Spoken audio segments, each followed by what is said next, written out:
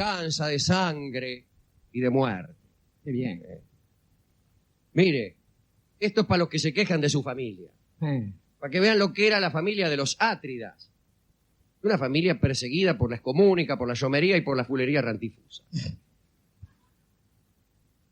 Ahí estaba Atreo, es el primero. Tipo ahí tenía un hermano, Tiestes, y se odiaban a muerte. Atreo por un lado, Tiestes por el otro. Se tenían bronca porque los dos codiciaban el reino de Micenas. Entonces, que lo quiero yo, que no, que qué sé yo. Y resulta que este Atreo tenía un vellón de oro. Vellón de carnero, pero de oro. Y tenía también una mujer, Aerope se llamaba, que entre otras cosas andaba con el hermano. Andaba con Tiestes. Y entonces la mujer le afana el vellón de oro a Atreo y se lo da a Tiestes. Y dice, che, Atreo, dice, ¿por qué no decís que el reino de Micenas va a ser para aquel que presente un vellón de oro? Y como vos lo tenés, y mentira, lo tenía Tiestes. Pero los dioses le alcahuetean a Atreo esta cuestión. Y Atreo dice, está bien, que sea rey el que presente un vellón de oro, pero si yo consigo hacer que el sol se ponga por el este, seré rey yo. Y como no es cosa muy frecuente que el sol se ponga por el este, el otro agarró viaje, pero este ya tenía transados los dioses. Ya los había arreglado, bajo cuerda, dice, muchacho, El lento. hace que hagan que el sol se ponga por el este, que el reinaldo soy yo. Y los dioses arreglan el asunto, el sol se pone por el este y este tipo, rey. Pero además dice, me voy a vengar de Tiestes por lo que me hizo con mi germo. Y primero lo destierra. Y después secuestra a los hijos y los asesina a los hijos de Tiestes. No, esto no es nada. Se los come en un banquete. Se los morfa. Hace un banquete con lo comía y de morfe hay los hijos de Tiestes. Niño envuelto. No estaban buenos. Sí.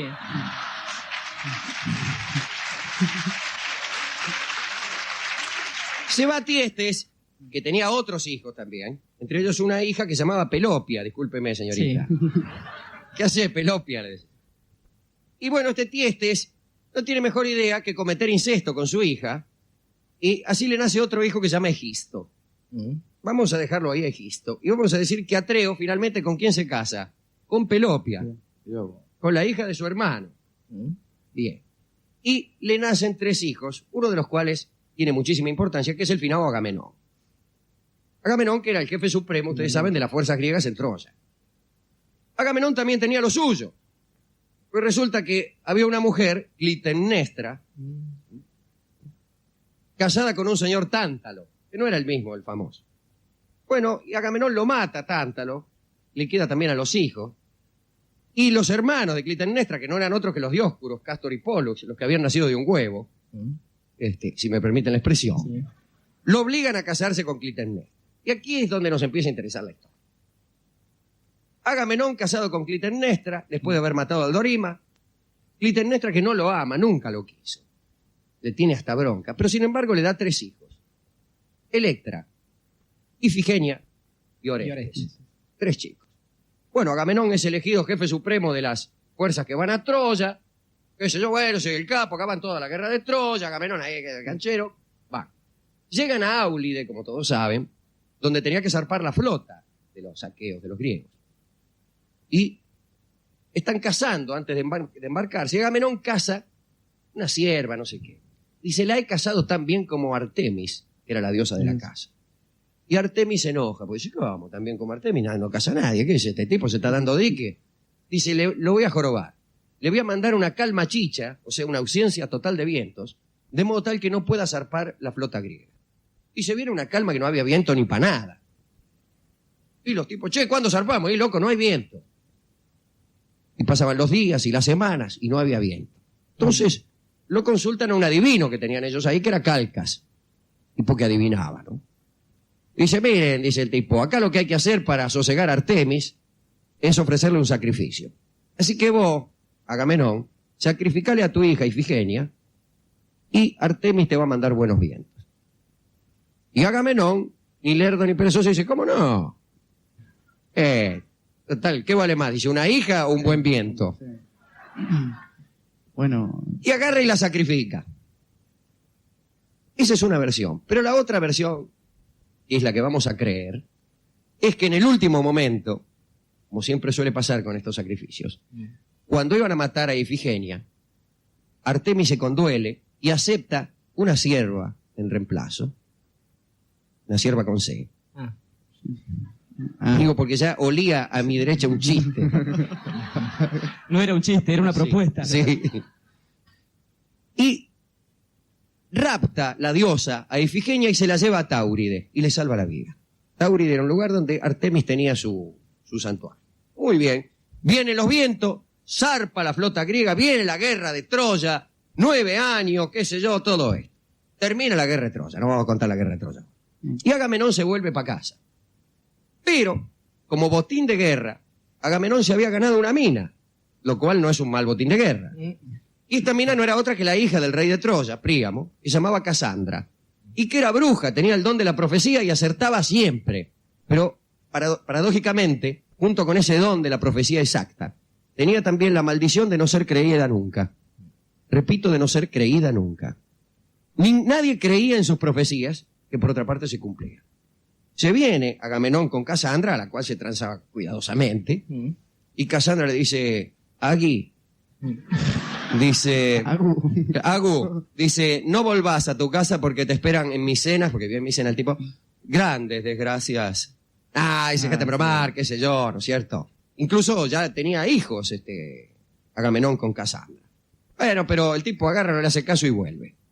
Y Clitemnestra, la mujer, ya se había entreverado con un gil. Y adivinen quién era ese gil.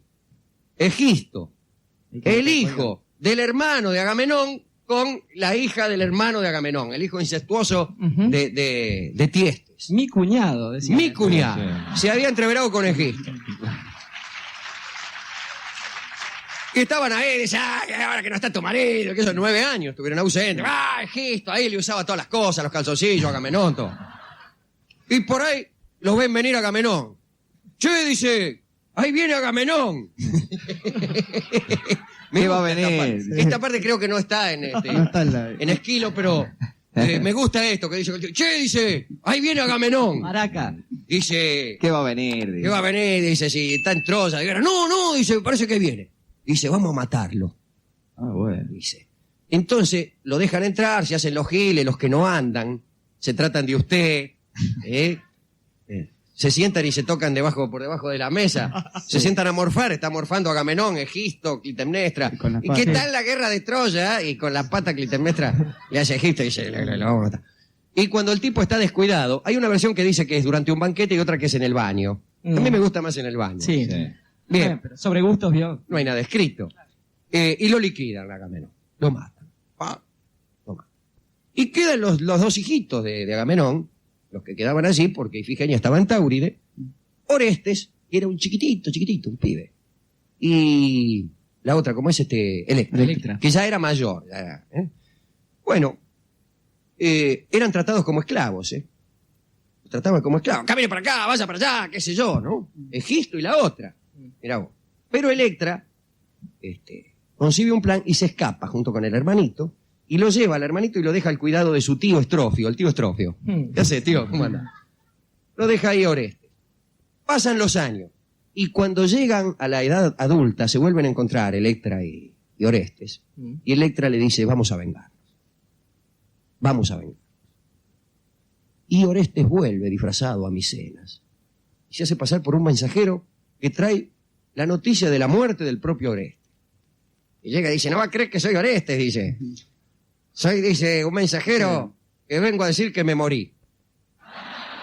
Era medio sonso para él. Sí. Pero igual no se dan cuenta. Se murió Orestes, gritan Clitemnestra y Egisto contentos. ¡Oh, se murió! Porque eran malos, pero malos, malísimos. Malísimos.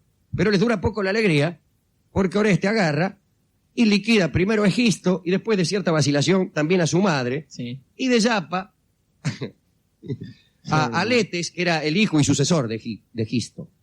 Los liquida. Muy bien. Electra y Orestes habían consultado antes de cometer el crimen al oráculo de Delfos. Y el oráculo le había dicho, cométalón. Cométalón el crimen que les va a ir bien. Bueno, a pesar del oráculo favorable, los dioses cuando vieron este crimen, después de todo había matado a la vieja el tipo, se horrorizaron. Y ahí aparecen 3 señoritas las Erinias, que es una institución cuasi policial de la mitología griega. Las Erinias, o vengadoras, tenían la misión de perseguir a los que cometieran crímenes. Ujú. Ah, entonces no era una función policial. No. Especialmente a los que cometían crímenes contra sus familiares. Ahí está. ¿Y sabe qué le hacen a Oreste? Lo vuelven loco. Pero lo vuelven loco no en el sentido vulgar, se lo vuelve loco, le tocaban timbre, le salía rajando. No, no. Le escondían las medias. Claro. Le ocasionan la locura. Se vuelve loco. Le dan como castigo la locura. ¡Oh, le agarra una locura! El tipo, ¡oh, qué sé yo! Empieza, no sé, con un melón en la cabeza, Sí. por arenales y todo. Rodando por Callao. Entonces, lo mandan a recuperarse de su locura sus amigos a Táuride. Dice, Orestes, para recuperarte de tu locura tienes que ir a Táuride. Y lo acompaña un primo, Pílades. Se van los dos a Táuride. Llegan a Táuride y se enteran de que los extranjeros que llegaran a Táuride tenían que ser muertos. Los iban a matar. Para fomentar el turismo. Sí, para fomentar el turismo. Dice, aquí la sacerdotisa le va a dar curso, los van a matar. Dice, porque acá tenemos la costumbre que los extranjeros que llegan, los matamos. Pero, dice... Me ¿Y desde pegó cuándo uno. es eso? Dice, desde ayer. Mala suerte, pobre tigre siempre tuvo. A ver, aquí está la sacerdotisa. La sacerdotisa, ¿y quién era la sacerdotisa? Justo. Ifigenia, la hermana. Dice, y empiezan a hablar, qué sé yo, y lo che, dice, ¿vos no sos Oreste? Sí, dice, ¿y vos no sos Ifigenia? Sí, dice. Che, loco, bueno, mira, te voy a perdonar la vida por ser que sos mi hermano. Entonces se hacen los giles, rajan todo, Ifigenia, Orestes y Pílades, el primo. Orestes se casa con Hermione, que era una antigua prometida, y finalmente reina, pero reina en Argos, y vive larguísimo tiempo. Ifigenia se hace inmortal, y se casa, dicen, con Aquiles, allá en el otro mundo. Otros dicen que murió en Megara, pero me gusta más que se haya hecho inmortal. Mientras que Electra, ¿con quién se casa? Con Pílades. Y así termina la larga cadena de desgracias que siempre dura 3 generaciones. Al final todo termina bien, Orestes se casa y reina, Ifigenia se hace inmortal, Electra se casa con Pílades, y Clitemnestra y Egisto pagan sus espantosas. Muy bien. ¿Qué demuestra todo esto? Que la venganza es terrible. Podríamos hacer muchísimos separadores. Sí. Así que mientras me iba a la guerra de Troya, me engañaste con Egisto, la venganza será terrible. Así que lo mataste a papá, la venganza será terrible. Así que los turistas tienen que Así morir. que los turistas tienen que morir, la venganza será terrible. Pero la venganza no solo es terrible, sino que, como bien se ve, se vuelve en contra de los vengadores. Agamenón quiso vengarse y sucumbió. Atreo quiso vengarse y sucumbió. De manera entonces que creo que habría que dedicar esta charla de hoy del Sindicato del Seguro a los que han resistido a la tentación de vengarse, como tantas otras veces, y a alguien que Dorio va a nombrar ahora. Decía que en alguna época, había pensado en algún momento que cuando usted hablaba de estas cosas, había pensado en nuestros autores patrios, ¿no? El amigo Sergio de Checo, que también escribió El Reñidero hablando de estas cuestiones, el amigo Hernández, que explicó que los hermanos debían unirse con alguna buena causa, mientras nos arrojan un poco del fuego sagrado de los dioses aquí encima. Pero estaba pensando también que hay pocos momentos en que la historia da verdaderamente un vuelco en el sentido de cambiar la condición humana. Y esta historia, la historia de la que estamos hablando, la historia de la condición humana, la historia de la venganza, la historia de lo terrible que tiene que ver las relaciones con los hombres, dio un vuelco que quizás no fue del todo bien entendido cuando una institución se hizo cargo de ella. Pero en todo caso, de ese momento, en todo caso dicen que ese día se oscurecieron los cielos y alguien pensó también que pese a todo lo que había hecho, tenía que reclamarle a alguien eso. Hablamos de historias de problemas familiares. Este tipo del que estoy hablando le recriminó a su padre, que algunos lo llamaban Elías, él lo llamó Elí en ese momento, y le dijo en sánscrito, Lama Sabactani, que quiere decir, ¿por qué me has abandonado? Y nunca pensó en esto de la venganza. Y quizás esta patria, este país, esta idea de la comunidad, de una comunidad con cierto grado de organización, fue concebida bajo otro modelo, justamente un lugar donde no se mataba a los turistas al día siguiente del día en que llegaban, sino que se les daba la posibilidad de construir un mundo diferente. Un mundo que no se quiere parecer a ningún otro que aquel que empezamos a hacer en esta tierra y en este momento, con una historia que no se basa en la venganza y tampoco en el agachar la cabeza, sino en la posibilidad de una justicia que se ejerce no por la propia mano, sino con un consenso, con el consenso de una sociedad, de una comunidad, una justicia con algún sustento. Para el muchacho ese de Galilea, para los gauchos que la sufrieron acá, para los que alguna vez se van a hacer cargo de que la venganza será terrible no por mano propia y no por prepotencia, sino porque hay una justicia, más tarde o más temprano, pero aquí. Para todos ellos, canta Carlos Gardel. Ellas tienen, entre otras tantas, entre muchas propiedades, la de ser símbolos de otras cosas. Por ejemplo, El río es el símbolo del devenir. La luna, la estrella de la mañana, que simboliza a la Virgen, y la luna simboliza a la diosa Triple. Hay símbolos que ya están consagrados por la costumbre. Eso es casi lo que permite la existencia de la poesía, el que las cosas tengan la propiedad de simbolizar otras. Porque si hubiera una sola forma de decir las cosas, sería bueno para la ciencia que utiliza esa clase de lenguaje, pero malísimo para el arte. El lenguaje artístico, el lenguaje poético debe tener, como hemos dicho alguna vez, una multiplicidad de significados. Y una misma idea puede ser convocada por varias figuras, imágenes o palabras, y a la vez una sola palabra puede convocar más de una cosa. Ser polisémica o al menos no asertiva, como decimos por ahí. Mientras que en el lenguaje científico, cuando uno dice que la suma del cuadrado de los catetos es el cuadrado de la hipotenusa, conviene que no tenga más de un significado, porque si no los alumnos podrían entender alguna otra cosa. Imaginemos un teorema artístico, teorema lunar, un teorema lleno de sugerencias. Y bueno, sería espantoso. Y si usted a esa enunciación, por ejemplo, el cuadrado de los catetos es igual al cuadrado de la hipotenusa, le agrega, así es muy difícil encontrar otro significado que ese. Pero si el cateto reflejado en un espejo de sí mismo para simbolizar el cuadrado, por ejemplo, y multiplicado hacia el infinito, ya se hace cuesta arriba. ¿Sí? Ya es distinto. Ya es distinto. Dos espejos enfrentados podrían querer decir factorial. ¿No? No está mal. Más o menos, pero no está mal, pero no es fácil. No es fácil, no es fácil. Hay también un contenido ético que se le puede sumar al lenguaje científico. Por ejemplo, una estúpida hipotenusa, y ya usted está desmereciendo la hipotenusa y entra en el terreno de las consideraciones morales. Pero esta condición de las cosas de evocar a otras sirve también para establecer en ciertos lenguajes artísticos lo que se llama convenciones. Que son cosas que son sabidas por el artista y también por el que consume el arte y que permiten un mutuo entendimiento. Esto es particularmente interesante en el cinematógrafo. Contaba Borges, que allá en los comienzos del cine, le recomendaron a un amigo del grupo, Julio Monilla y Bedia, que fuera a ver una película de Joseph von Sternberg, que fue un innovador, por cierto, en el cine, Sternberg, el que descubrió a Marlene. Sí, que además trabaja en las películas y siempre está con un cuello duro y un monóculo, y medio rígido y moviendo... Caballero alemán. Caballero ¿no? alemán. Bueno, le recomendaron que fuera a una película, no sé cuál, no sería, qué sé yo, de Dragnet, La Batida, o La Ley de Lampa, o alguna de esas películas. Y el tipo fue. Era un cine distinto a aquel que se veía. Y al volver dijo que no había podido seguir la película porque estaba hecha de un modo tan inartístico e incómodo. Por ejemplo, aparecía un personaje visto de frente y de cuerpo entero, y luego la cara de ese personaje llenaba toda la pantalla, o si no se lo veía de espaldas, y hasta había momentos, decía Molina y Bedia, en que no aparecía nadie en la pantalla y solo se veía un paisaje. Entonces no le gustó, dice, pero nadie puede seguir una película hecha de un modo tan confuso, dijo. Bueno, ahora eso es el cine. Sí. El cine de aquellos años era un cine tomado con un escenario fijo, siempre a la misma distancia, siempre a la misma distancia.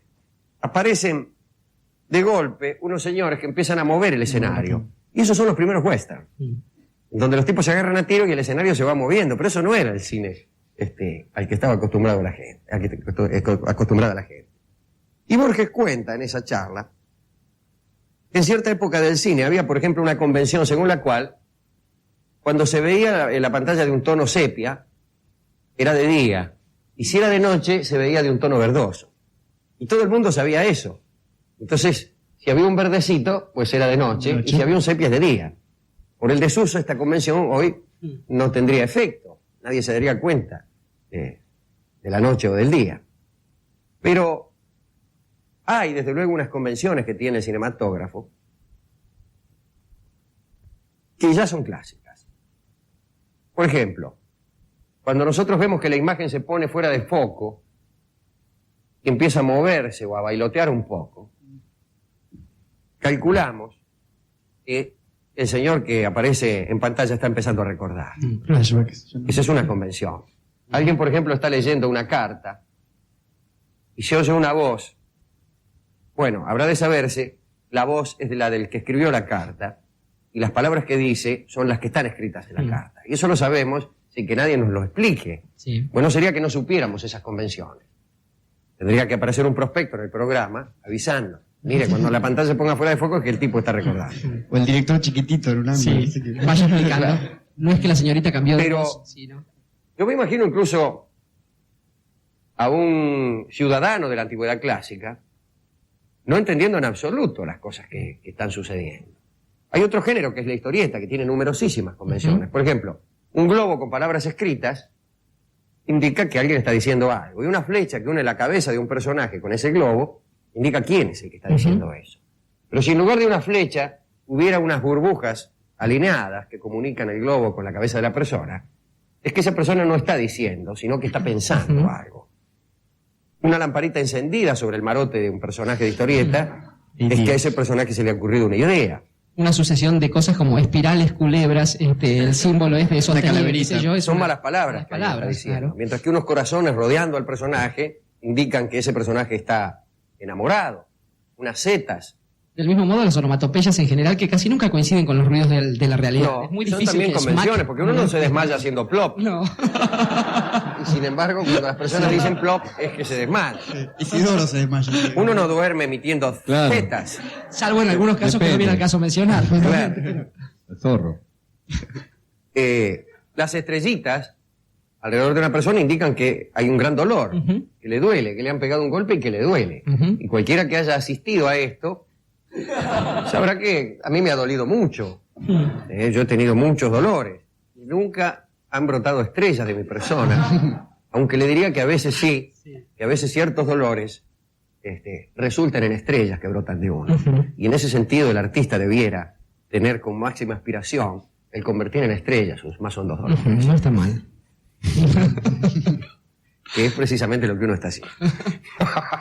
Bueno, también es cierto que cuando uno lee una carta, no oye la voz de quien se la escribió.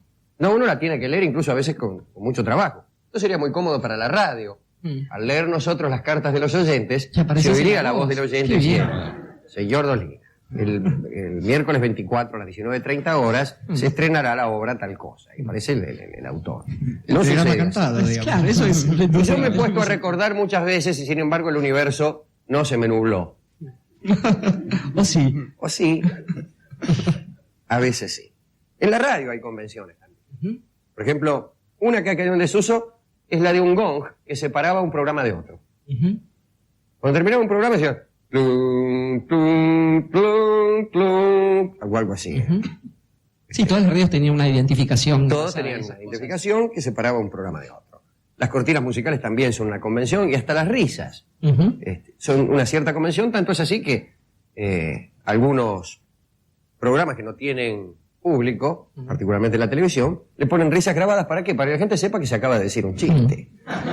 Es ultra necesario eso, además, en la mayoría de los casos, ¿no? Sí, sí. Recuerdo otra convención cinematográfica que ya se usa menos, que es la espiral de las obsesiones y de la locura. Se veía una especie de espiral, que daba un círculo que daba vueltas así. Protagonista en el medio, ¿no? Claro, sobreimpresa con la cara del tipo desesperado, Ujú.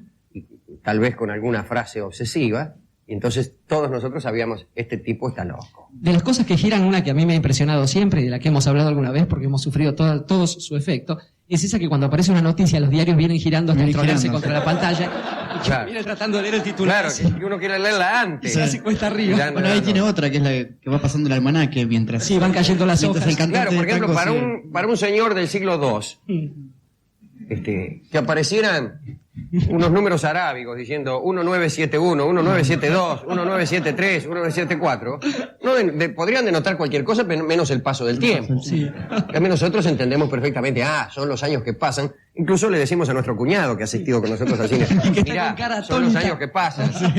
O son los lugares donde va el tipo, Berlín, Sí. Londres. Esas son las de cantantes de ópera. Claro. Bueno. Esas son convenciones. Y algunas estas son más o menos lógicas, pero algunas son bastante raras. No lo neguemos. Que se recuerde moviéndose la pantalla o saliendo las figuras de foco es francamente casi absurdo. Las convenciones, de luego, no son esenciales, sino que son culturales, son justamente convencionales. Por ejemplo, que a nosotros nos regalen una ostra no significa gran cosa. Para un griego significaba el destierro. Nada menos. Yo quisiera proponer nuevas convenciones para el cine. Es un buen juego. Para facilitar la tarea de los directores. Sí. Por ejemplo, imaginemos que la pantalla se achica hasta ocupar una mínima porción del lienzo. Eso es no que el tipo está recordando, sino que el tipo se está olvidando. Porque, por ejemplo, si hay allá una convención para indicar un recuerdo, tendría que haber otra para el olvido. Entonces esas son cosas de las cuales el tipo no se acuerda, las que resultan en una pantalla muy chiquita. Habría que incorporar un semáforo, Alejandro, también. Por ejemplo, yo no puedo menos que remitirme a Jurassic Park. Es cuando viene una escena especialmente idiota, que la pantalla se cubra de rojo, avisándole al espectador especialmente sensible que debe salir de la sala unos segundos y esperar que pase ese diálogo imbécil entre el dueño de Jurassic Park y la chica.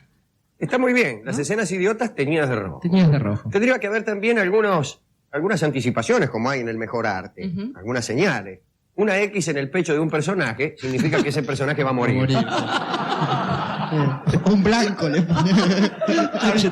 Por ejemplo, las personas que dicen algo y mienten se tiñen de violeta. Entonces el espectador sabe, está mintiendo, ahorrándole al actor el terrible y a veces ineficaz trabajo de poner cara de mentiroso. Porque en ese caso sería un problema para todos los actores de la televisión argentina, o casi todos, ¿no? ¿Por qué? No, digo. Está crítico hoy, ¿eh? No le queda a Alejandro nadie. mientras se teñía su cara de violeta. Cuando una persona está enamorada, podría aparecer un círculo alrededor de su corazón. Sí. Menos mal. Pero cuando una persona no entiende algo, podría lisa y llanamente el actor juntar los dedos, poner el puño hacia arriba y hacer así, Batir la mano. mirando a la pantalla como diciendo, ¿qué está diciendo este? Y así. Los protagonistas, porque a veces uno no sabe bien cuál es el protagonista de la película, totalmente. podrían estar señalados con una flecha o cubiertos con un aura. Con un aura, eso, Con un destacados, aura. destacados. Y destacados. Es más, otra cosa que sería ultra necesaria en ese sentido es diferenciar a los buenos de los malos, cosa que a mí me cuesta desde niño saber cuál es el bando adecuado. Claro, porque hay artistas que hacen de bueno y tienen una cara de degenerados que escúcheme. matan. Sobre todo en las películas de karatecas, que nunca se sabe. Eso cuál. nunca se sabe, nunca se sabe nada en esas en general. Sería bastante absurdo recurrir al demasiado sencillo expediente de ponerle un cartel que dijera bueno o malo. Pero bien podía haber, como en la comedia del arte, un cierto uniforme que declare el papel. Claro, totalmente. Los buenos vestidos de blanco, por ejemplo, y los malos de negro. Ahí está. Sí, ya sabemos, todo que aparece un tipo de vestido de blanco, por más que sea contrabandista de diamantes, ya sabemos que a la larga es bueno. Sí. Y cuando aparece un tipo vestido de negro, por más que prometa amor eterno, y por más que nos diga que es amigo, y por más que nos jure fidelidad, sabemos que a la larga es malo. Totalmente. Esto sería bueno extenderlo. A la vida cotidiana. No solamente al cinematógrafo, sino también a la vida cotidiana. Y ya no solamente le ahorraríamos trabajo a los actores, sino también a los ciudadanos todos, que no tendrían que pasar años en reconocer a un Para canalla. desengañar. Sin embargo, estas convenciones no existen.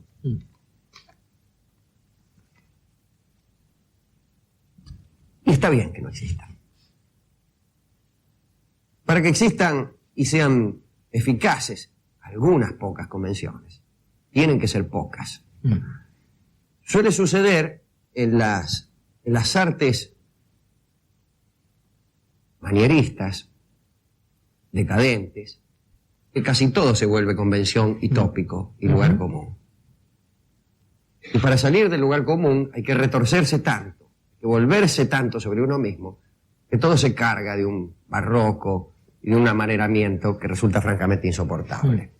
Entonces lo preferible es que existan pocas convenciones y que en todo caso cada obra inaugure sus propias convenciones y que sea un trabajo del artista primero y del consumidor de arte después el irlas descubriendo y aún que quepa el riesgo de descubrirlas incorrectamente.